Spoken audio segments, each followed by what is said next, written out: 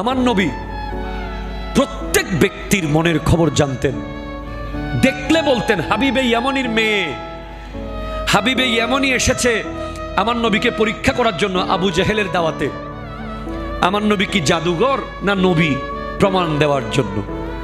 হাবিবে ইয়ামানি বলে আমি পরীক্ষা করতে পারবো, জাদুঘর হলে কলবে এবং আকাশে কাজ করতে পারবে না।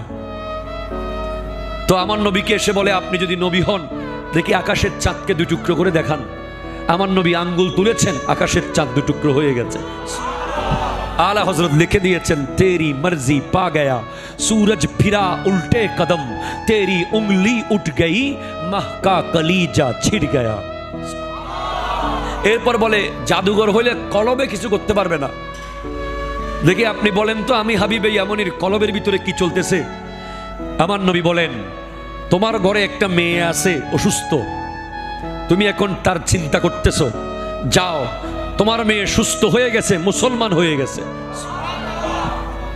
হাবিবে ইয়ামানি আবু জেহেলকে বলে কথা পরে হবে, আগামী বাড়ি যাই।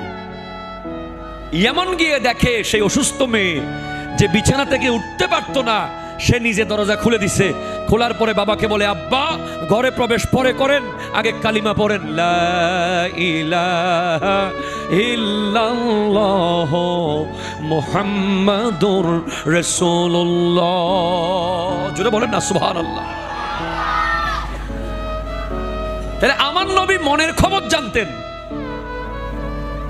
তো আমার নবী যদি প্রত্যেককে বলতেন তুমি এই দোষ করো, তুমি সেই দোষ করো, তুমি এই অপরাধী, তুমি ওই অপরাধী, একটা মানুষও আরব দেশে হাঁটতে পারত না রাস্তা দিয়ে।